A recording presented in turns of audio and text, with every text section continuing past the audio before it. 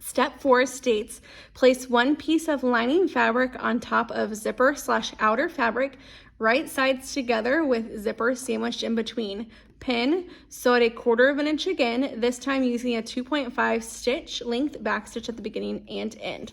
So I'm going to kind of talk you through these steps just like I did last time. The first part of this says, place one piece of lining fabric on top of your zipper/outer fabric, right sides together with zipper sandwiched in between.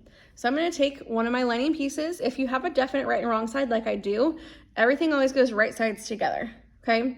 So as I line this up, I'm going to push this back just a hair so you can see it a little better. As I line this up, we want to make sure that our edges and our corners match up as best as they can, and it matches up across the top, so we're going to want to make sure we pull all the way up. And then it also matches up side to side, so you don't want it to look like this.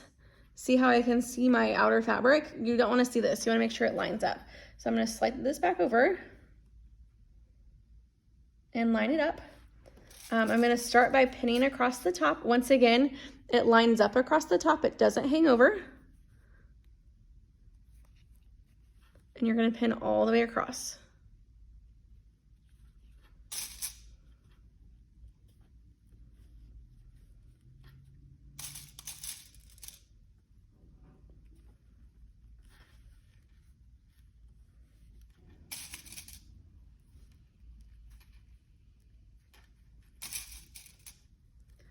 All right, so after I have this pinned, it says pin, sew a 1/4 inch again, this time using a 2.5 stitch length back stitch at the beginning and end. So I'm gonna make sure I slide my stitch length back to 2.5. Okay, and I'm just gonna sew all the way down, back stitch beginning and end. Now a little trick that you can do is, if you notice, and you can't see very well because I have a white stitch or white thread, this line is perfectly straight. That's the one that I sewed last time. So honestly, if you want to sew on this side and follow that stitch line all the way down, you know that this line is perfectly straight. So if you follow this line exactly, then you know that your next stitch is going to be straight. So that's what I'm going to go ahead and do. Like I said, I've switched this back to a 2.5. I'm going to go ahead and put my needle down in my fabric, and I'm going to go ahead and begin. Oh, and my thread came out. See, happens to everybody. Let me go ahead and rethread my machine. That was my mistake. All right. So I'm going to maybe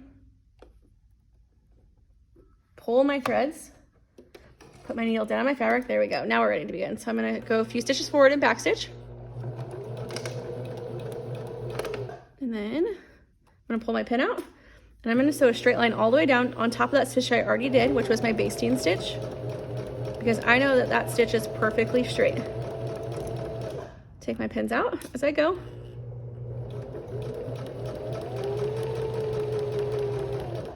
And pause.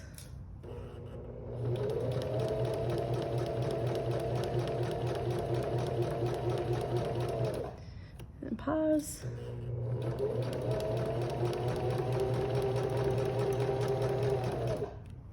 My pin out, and then don't forget to back stitch at the end.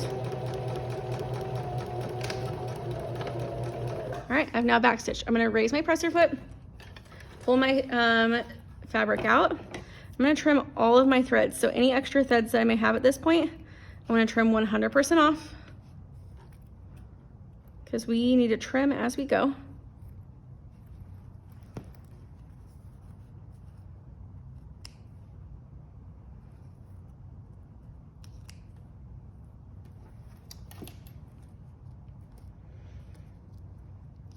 Now I'm going to open this up, and we're just going to confirm once again that my zipper opens and closes. Report to Nancy Craddock's office, Miss Minson.